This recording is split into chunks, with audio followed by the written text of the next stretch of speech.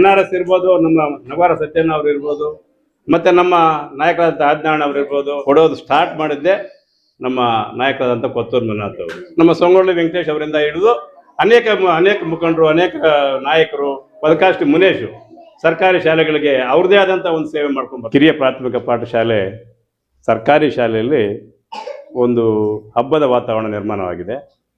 ಈ ಒಂದು ಮರವೆ ಮನೆ ಗ್ರಾಮ ಒಂದು ಕುಗ್ರಾಮನೆ ಅಂತಲೂ ಹೇಳ್ಬೋದು.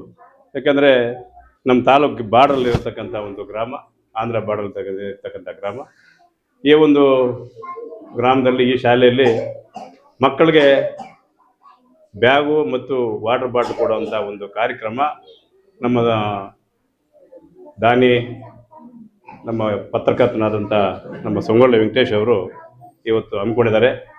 ಈ ಒಂದು ಕಾರ್ಯಕ್ರಮಕ್ಕೆ ಇವ್ರನ್ನ ಮುಖಂಡರಾದಂಥ ತ್ಯಾಗರಾಜ್ ಅವರು, ಮತ್ತು SDMC ಅಧ್ಯಕ್ಷರು, SDMC ಸದಸ್ಯರು, ಮತ್ತು ಶಿಕ್ಷಕರಾದಂಥ ವಾಸಪ್ಪನವರು, ನಮ್ಮ ಮಿತ್ರರಾದಂಥ ಕಾಶಿ ಅವರು, ಮತ್ತು ಮುಖ್ಯೋಪಾಧ್ಯಾಯ ಚನ್ನಪ್ಪನವರು, ನಮ್ಮ ಶಕುಂತಲಾ ಮೇಡಮ್ ಅವರು, ನಮ್ಮ ಪ್ರಭಾಕರ್ ಅವರು ಶಿಕ್ಷಕರು, ಮತ್ತು ಊರಿನ ಎಲ್ಲ ಪ್ರಮುಖರು, ಅಕ್ಕಂಗಿಯರು, ಮತ್ತು ಪತ್ರಿಕಾ ಮಿತ್ರರು, ಮಾಧ್ಯಮದವರು ಎಲ್ಲರೂ ಬಂದಿದ್ದಾರೆ. ಮಕ್ಕಳು ಎಲ್ರಿಗೂ ನಮಸ್ಕಾರ ಹೇಳ್ತಾ, ಈ ಒಂದು ಕಾರ್ಯಕ್ರಮಗಳು ಸುಮಾರು ಮುಳಬಾಗಿಲು ತಾಲೂಕಲ್ಲಿ ಅನೇಕ ಕಾರ್ಯಕ್ರಮಗಳು ಸರ್ಕಾರಿ ಶಾಲೆಗಳಿಗೆ ಅನೇಕ ಸಮಾಜ ಸೇವೆ ಮಾಡುವಂಥ ಕಾರ್ಯಕ್ರಮಗಳು ನಡ್ಕೊಂಡು ಬರ್ತಾ ಇದೆ.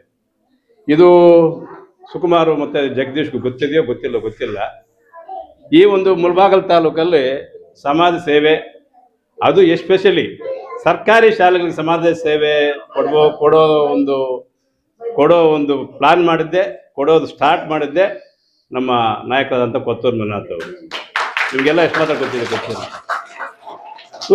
99 2004ವರೆಗೂ ನಮ್ಮ SM ಕೃಷ್ಣ ಸರ್ಕಾರದಲ್ಲಿ ಮೊದಲು ಫಸ್ಟ್ ನಮ್ಮ ರಾಜ್ಯದಲ್ಲಿ ಮಿಡ್ ಡೇ ಮೀಲ್ಸ್, ಬಿಸಿಯೂಟ ಕಾರ್ಯಕ್ರಮ, ಮಕ್ಕಳಿಗೆ ಹಸುವಿಂದಾಗಿ ಬರಬಾರ್ದು ಅಂತೇಳಿ 2003ರಲ್ಲಿ ನಮ್ಮ SM ಕೃಷ್ಣ ಮುಖ್ಯಮಂತ್ರಿ ಇದ್ದಾಗ ಫಸ್ಟ್ ಟೈಮ್ ನಮ್ಮ ಕರ್ನಾಟಕ ರಾಜ್ಯದಲ್ಲಿ ಬಿಸಿಯೂಟ ಕಾರ್ಯಕ್ರಮ ಮಕ್ಕಳಿಗೆ ಸ್ಟಾರ್ಟ್ ಮಾಡಿದ್ರು. ಆವಾಗ ನಮ್ಮ ಕೊತ್ತೂರು ಮಂಜುನಾಥ್ ಅವರು ಆ ಒಂದು ಸ್ಟಾರ್ಟ್ ಮಾಡಿದ ಹತ್ತಿರದಲ್ಲಿ ಅವರು ಕುಟುಂಬ ಸಮೇತ ಬಾಯ್ಕೊಂಡಾಗ ಹೋಗಿ ಬರೋವಾಗ ಹೆಬ್ನಿಯಲ್ಲಿ ನಿಲ್ಲಿಸಿ ನೋಡ್ತಾರೆ. ಅವರು ಮಕ್ಕಳಿಗೆ ಬಿಸಿಯೂಟ ಕೊಡ್ತಾ ಇರ್ತಾರೆ, ಆದರೆ ತಟ್ಟೆ ಗ್ಲಾಸ್ ಇರೋದಿಲ್ಲ ಆ ಟೈಮಲ್ಲಿ. ಆವಾಗ ಅವ್ರಿಗೆ ಯೋಚನೆ ಬರುತ್ತೆ, ನಾನು ಮುಳಬಾಗಿಲು ತಾಲೂಕಿಗೆ ಈ ರೀತಿಯ ಒಂದು ಸಮಾಜ ಸೇವೆ ಮಕ್ಕಳಿಂದ ಸ್ಟಾರ್ಟ್ ಮಾಡಬೇಕು, ಸರ್ಕಾರಿ ಶಾಲೆಯಿಂದ ಸ್ಟಾರ್ಟ್ ಮಾಡಬೇಕು ಅಂತೇಳಿ ಆವಾಗ ಸ್ಟಾರ್ಟ್ ಮಾಡಿದಂಥ ಒಂದು ಸೇವೆ ಇವತ್ತು ಮುಳಬಾಗಿಲು ತಾಲೂಕಲ್ಲಿ ಯಥೇಚ್ಛವಾಗಿ ನಡೀತಾ ಬರ್ತಾ ಇದೆ. ವಿವಿಧ ರೀತಿಯಲ್ಲಿ ಅನೇಕ ಡಿಫ್ರೆಂಟ್ ಟೈಪಲ್ಲಿ ಏನೇನು ಒಂದಲ್ಲ ಒಂದು ರೀತಿಯಲ್ಲ ಸಮಾಜ ಸೇವೆಗಳು, ದೇವಸ್ಥಾನಗಳು ಕಟ್ಟೋದಾಗ್ಬೋದು, ಅನ್ನದಾನ ಆಗ್ಬೋದು, ಪ್ರತಿಷ್ಠಾಪನೆ ಮಾಡೋದಾಗ್ಬೋದು, ಅನೇಕ ಸಾಮಾಜಿಕ ಕಾರ್ಯಕ್ರಮ ಮಾಡೋದಾಗ್ಬೋದು. ನಮ್ಮ ಸಂಗೊಳ್ಳಿ ವೆಂಕಟೇಶ್ ಅವರಿಂದ ಹಿಡಿದು ಅನೇಕ ಮುಖಂಡರು, ಅನೇಕ ನಾಯಕರು, ಬೇರೆ ಕಡೆಗಳಿಂದ ಬರ್ತಕ್ಕಂಥ ಇವರು ಎಲ್ಲರೂ ಸಮಾಜ ಸೇವೆ ಮಾಡ್ತಾ ಇದ್ದಾರೆ. ಅವ್ರಿಗೆಲ್ರಿಗೂ ಧನ್ಯವಾದ ಕೇಳಬೇಕಾಗುತ್ತೆ.